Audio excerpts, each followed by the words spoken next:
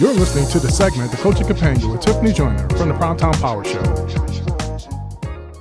Good evening, everyone. So tonight, my segment is titled Getting Beyond the Surface in Our Conversations. So the first thing I want you to do is think about your everyday conversations. What are they like? Who are the people that you're normally in dialogue with? And what is the depth of those conversations? Because when we talk about going beyond the surface, we're talking about going beyond just the common chatter that you may have. We're digging deeper into who a person is. A traditional greeting of "How are you?" would not be answered or settled upon with a "fine" if you're talking about going beyond the surface. Because those that want conversations beyond the surface, the initiator of those conversations, they desire more. And what that means is they are wanting to know more on the specifics of our life. They're not just settling for fine. This may include how you're doing emotionally, physically, with some degree of detail. It also may be requesting to know about how your relationships are and how you're actually navigating through those relationships in your life. Because most of the time, the people who are requesting to go beyond the surface in conversations with us, they desire to take a more active role in our lives. They're showing their investment in who we are and desiring a deeper commitment to the relationship. It's really great to have, these types of people in our lives because you know why? They provide substance, which is more of the meat, right? They provide this meat in the conversations and the interactions that we have with them, right? They're looking for more. And over time, because of the depth of care and commitment that they have, we may even find ourselves trusting these individuals in a way we wouldn't necessarily do with others. So tonight, what we're going to do is we're going to explore some of the benefit of having conversations that go beyond the surface and the impact that they have on our overall relationships with others. The first thing is we get to learn more about a person. When we think about going beyond the surface, we get to learn more about a person. When we have these conversations with people, we get to know who a person truly is beyond what we see initially, again, on the surface. We learn things that possibly the average person doesn't know. The second thing is we develop trust. When we disclose personal things or things, again, that are the meat or the substance, when we provide those things about ourselves to particular people and know that this person will keep our confidence, what happens? Naturally, we develop a trust in that person. And the third thing is friendship, because over time, by getting to know people beyond the surface, it puts us in a place where we can really develop friendships and hopefully camaraderie. And the fourth thing is vulnerability. And this can actually go both ways, but I'm looking at the benefit of it. It puts us in a place where it encourages us to reveal intimate parts of who we are. And this, of course, requires us to let down our guard and develop a level of comfort, right? And this, of course, comes over time. And then the fifth thing is we can depend on these people when we're going beyond the surface. We can often depend on them to be truthful with us, to be honest with us. Because of the conversations that are going beyond the surface, we can depend on these people to reveal the truth to us about situations or occurrences that we may go to them and confide in them with. They also know how to lovingly tell us things that, again, others might try to, but because, again, we've developed this trust in them, we have a vulnerability and we have a friendship, again, we can depend on them to tell us the truth, but in a loving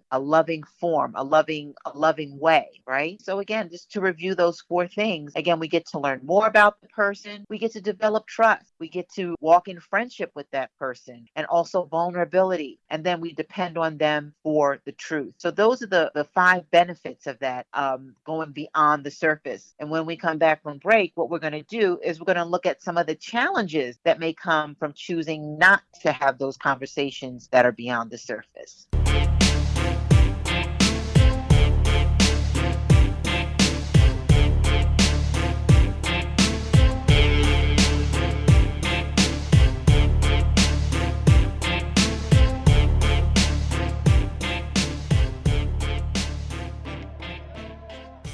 So we're back. So what we're going to do now is we're going to look at some of the challenges that may come from choosing not to have those conversations that are beyond the surface. So there's two simple things that happen. The first thing is you never really get to know people, right? Because if you're having conversations that are very surface very base conversations. You really don't get to know the core of who they are. And what happens is you walk through life, you have lots of people that are associates, or again, people that you just have pretty base conversations with, and you don't really get to know, they don't really get to know the real you, and you really don't get to know who they are either. And it's somewhat isolated. And then the second thing is that naturally happens is, of course, you have limited friendships with others. So again, why might someone choose not to have these conversations?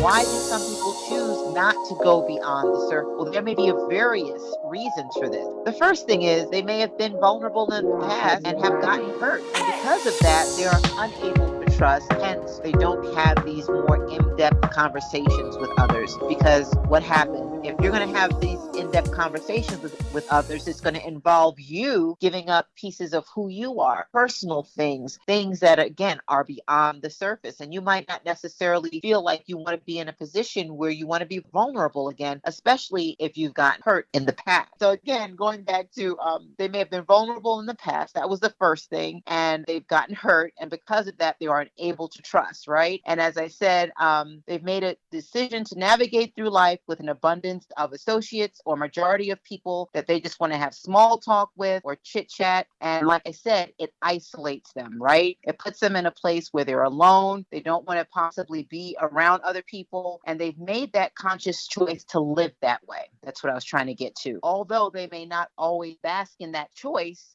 it prevents them from being disappointment, right? From the disappointment that comes from what? Opening up with people and going beyond the surface. So again, although some people may not necessarily want that or make that choice for their lives in terms of not having these conversations, but because of that past hurt, right? Because of those things that have happened to them, they've made, again, that conscious choice to live that way, to make that choice not to go beyond the surface, because again, it may lead to disappointment and it's led to hurt in the past. Personally, I found it very difficult in my life to move beyond the surface in a lot of conversations. And what happens sometimes with me is, in my experience, is that people tend to store that information that I give them when I've made myself vulnerable, right? I put myself in a position of vulnerability and then they use it later. And that's so hurtful, right? Disappointing, because again, we've let down our guard. We've become vulnerable before people. And then what happens? We see that by being vulnerable, by going beyond the surface, it comes back to haunt us, to bite us, as so they say. So with going beyond the surface, there is a risk, right?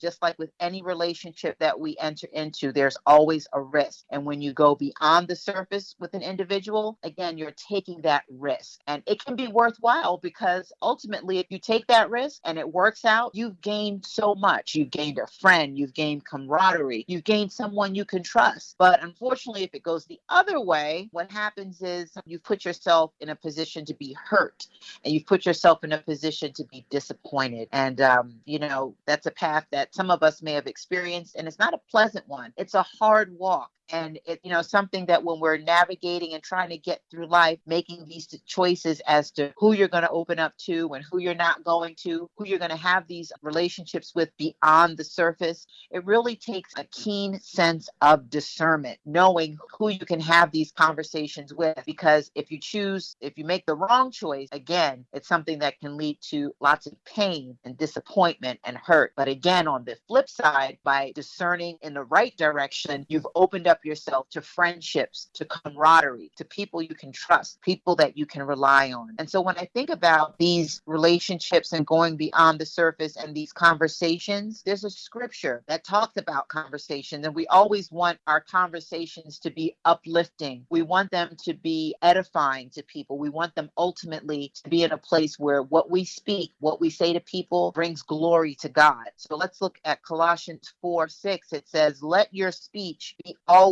with grace, seasoned with salt, that ye may know how ye ought to answer every man." So that's what I want to leave everyone with tonight. Just again, that sense of discernment and knowing who we should have these conversations with. Again, because in the long run, it can avoid a lot of pain and disappointment. But again, knowing on the other side, it can lead to a sense of, it can lead to friendships. It can lead to real strong, lasting relationships. So that's what I want to leave you with tonight, everyone. And Derek, just want to ask you, you in terms of having these conversations beyond the surface? Do you find it's easy for you to do that with individuals? Do you find, like, in your life, in your experiences, what has it looked like having conversations beyond the surface with people? No, I don't think it's easy for me. A lot of people, unfortunately, in my life, they're just not, authentic enough. I've unfortunately been around a lot of people that are really selfish and about themselves, and it's more about them instead about just the whole. And it really turns me off. I'm going to be quite honest with you, and I don't like to participate in friendships or associate relationship, whatever you want to call them, when it's so one-sided. I don't have to get exactly 50%, but I do need enough where I feel like, okay, this is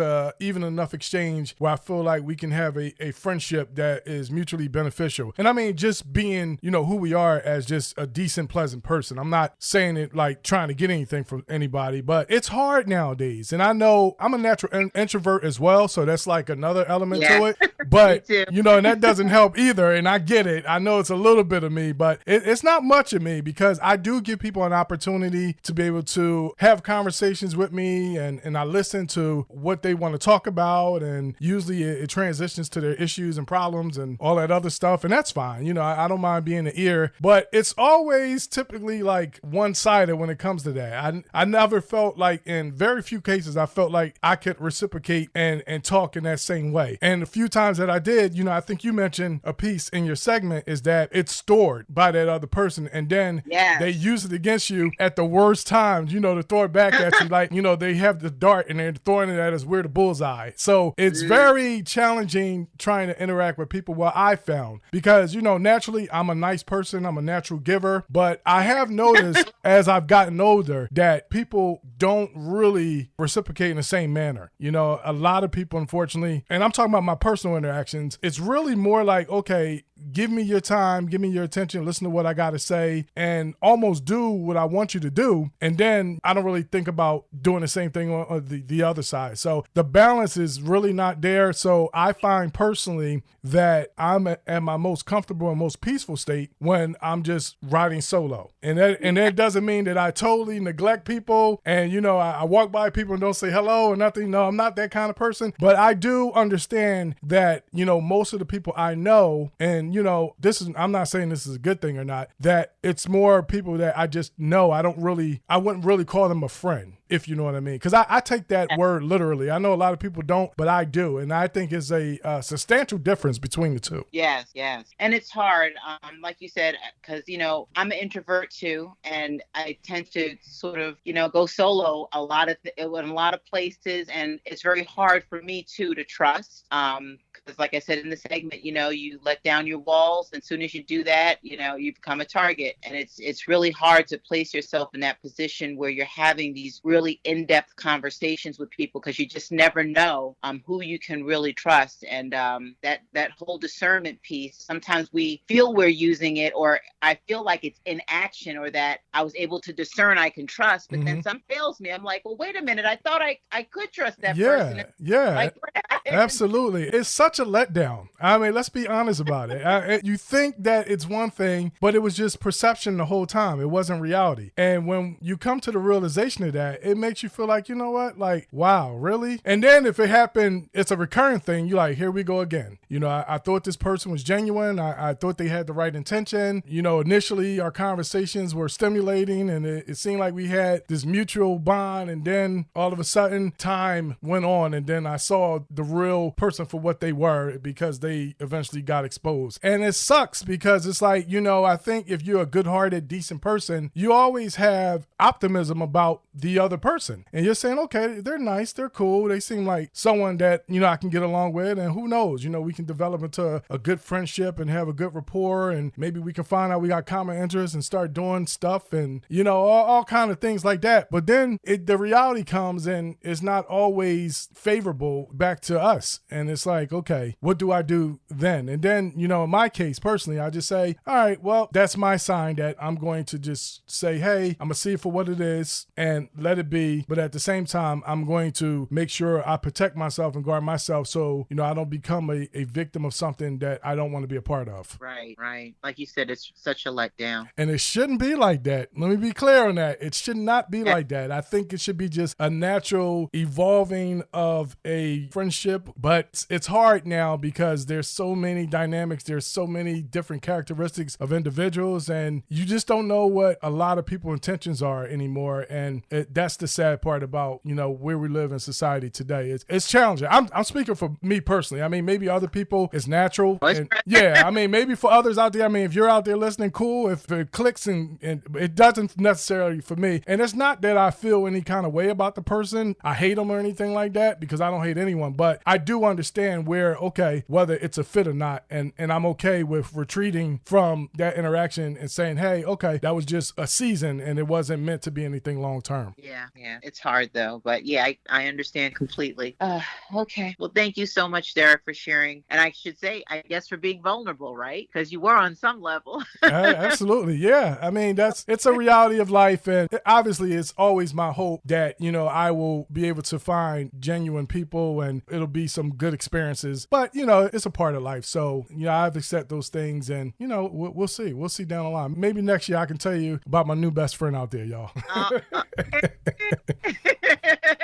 Thank you so much, Tiffany. Appreciate your segment. Thank you for listening to this segment, The Coaching Companion, with Tiffany Joyner from the Primetime Power Show. If you would like to check out the live radio show broadcast, tune in every Thursday night, 7 p.m. live on Primetime Power Radio, which is available on the TuneIn, Radio Line, Radio Deck, and Deezer apps. Just search for Primetime Power Radio. Once again, check out the Primetime Power Show Thursday, 7 p.m. Eastern Time live. For more information, go to primetimepowershow.com to learn more. Thank you for listening. We appreciate your support.